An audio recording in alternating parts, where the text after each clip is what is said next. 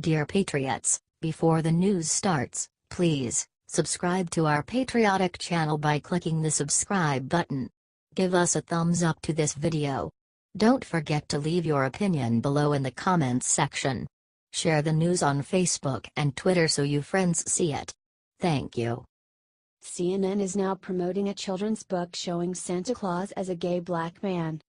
It's disgusting how liberals are determined to disrespect and even destroy our troubled country's traditions and values. It's even sadder that left-wing mainstream media outlets are helping them. In a recent segment, CNN helped left-wing author Daniel Kibblesmith plug his new children's book titled Santa's Husband. Said the description of the book, offering a fresh twist on Kris Kringle, a clever yet heartfelt book that tells the story of a black Santa, his white husband, and their life in the North Pole. Everyone knows that Santa Claus is jolly, but in Santa's Husband, this cherished symbol of the holiday season is also black and gay, and married to an equally cheery man. Said CNN host Christi Paul cheerfully, introducing the segment, "There's a new children's book out this Christmas, takes us inside Santa's wedding. We meet Santa's husband David. We're going to talk to the author and illustrator ahead." The author talked about his inspiration for making a book about a black, gay Santa, saying, "It was sort of inspired by the annual tradition we have in this country of pretending that there's a giant war on Christmas, and that traditional Christmas is under attack. So, among other things, we were reading all of the news about the Mall of America hiring a black Santa Claus last year." He went on, "And me and my now wife made a joke on Twitter that, if we ever had a child, they would only know about black Santa Claus, and if they saw a white Santa Claus at the mall, we would just explain, well, that's his husband. And then Ashley and I knew each other from the internet and from her illustration already, and she jumped into my Twitter mentions and said, boom, new book. Do you think this children's book and how CNN is helping promote it is proof that there's a war on Christmas?"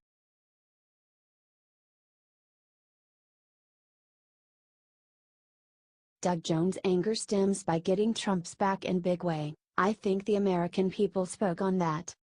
All the liberals who devoted time and energy to get Democratic candidate Doug Jones elected in the Alabama Senate special election may end up coming away disappointed. Centrist Jones is, after all, from conservative Alabama and could end up towing a conservative line if he wants to keep his job in the next election. Jones already demonstrated that he is not just going to go along mindlessly with whatever Democrats want to do. In an interview with CNN's Jake Tapper, he stated that he thinks Democrats should drop their calls for President Trump to resign due to sexual misconduct allegations. Said Doug, "You know, Jake, where I am on that right now is that those allegations were made before the election, and so people had an opportunity to judge before that election." He went on, "I think we need to move on and not get distracted by those issues. Let's get on with the real issues that are facing people of this country right now, and I don't think that the president ought to resign at this point. We will see how things go. But, certainly, those allegations are not new, and he was elected with those allegations at front and center." When Jake Tapper pressed Jones about Al Franken resigning and claimed that the president had been given a pass, Jones shot back, "Well, again, I go back to the fact that those allegations were made, and he was elected President of the United States, and I think the American people spoke on that at this time. There's other things out there, but I think, at this point, we need to move on and try to work with some real issues that are facing the country and not worry about getting at odds with the president any more than we have to." Are you glad Jones surprisingly got Trump's back about this against Democrats' wishes?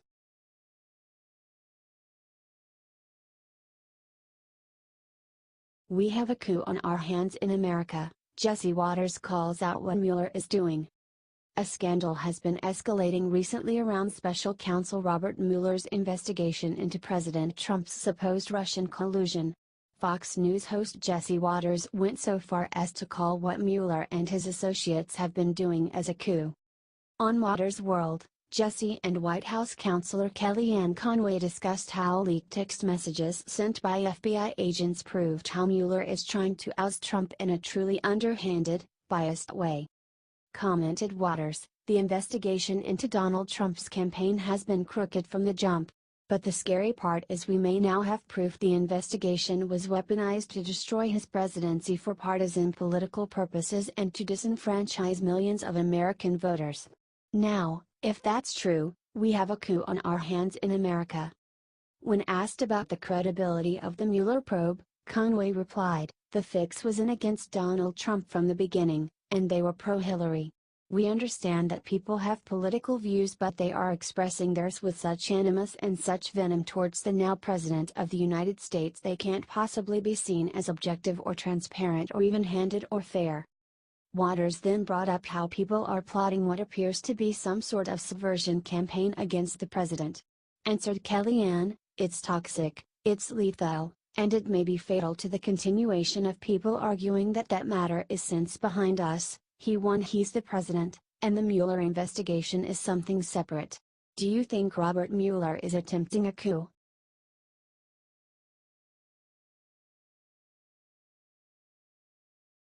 MSNBC's Joy Reid claims that Trump uses media to brainwash people, accidentally says too much.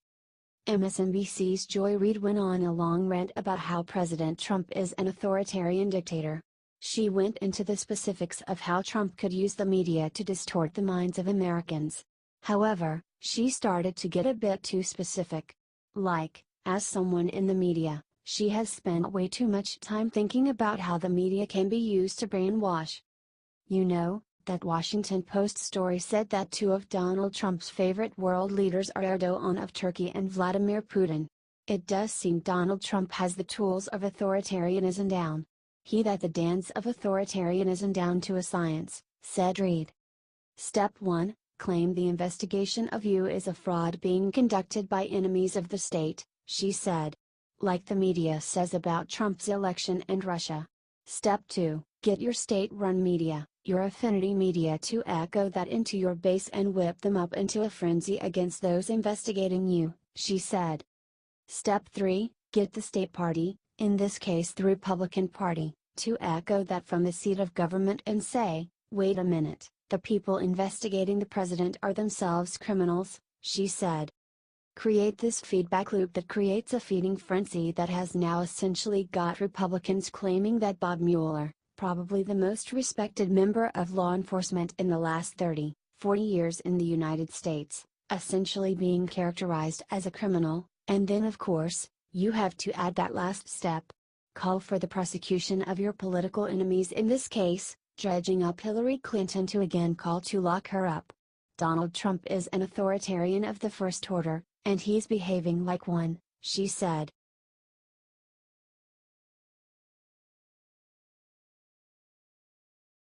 Former CIA director makes shocking confession about what he did for Hillary Clinton. Michael Morrell, head of the CIA during the Obama administration, made headlines when he decided to endorse Hillary Clinton during the election. However, now he is admitting that he didn't think through the implications of what he did. But I was so deeply concerned about what a Trump presidency might look like from a national security perspective, and believed that there was such a gap between Secretary Clinton and Donald Trump with regard to how well they would protect the country, that I thought it extremely important to come out and say that, said Morrell.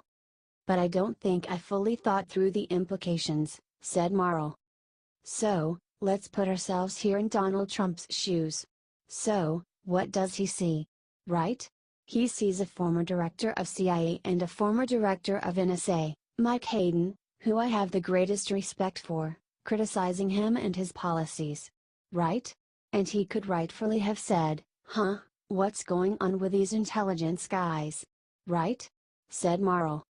And then he sees a former acting director and deputy director of CIA criticizing him and endorsing his opponent. And then he gets his first intelligence briefing, after becoming the Republican nominee, and within 24 to 48 hours, there are leaks out of that are critical of him and his then National Security Advisor, Mike Flynn, he said.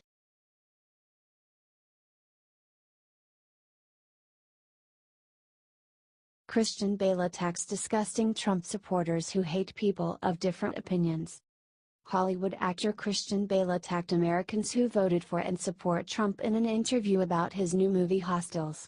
At the same time, he described this group he hates as being hateful towards people of different opinions.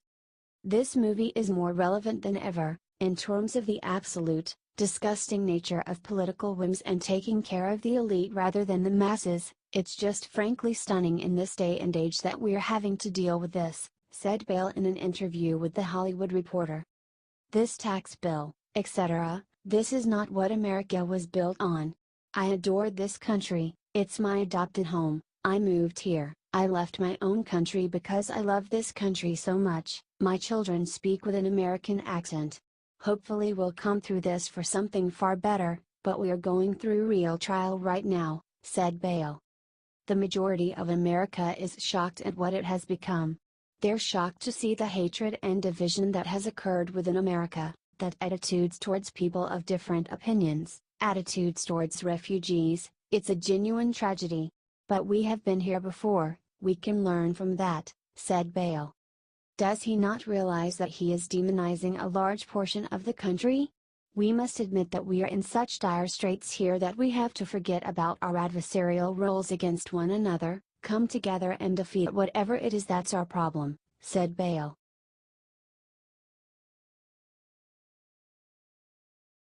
Judge Jeanine Pirro exposes shocking truth of what the FBI is doing to Trump supporters.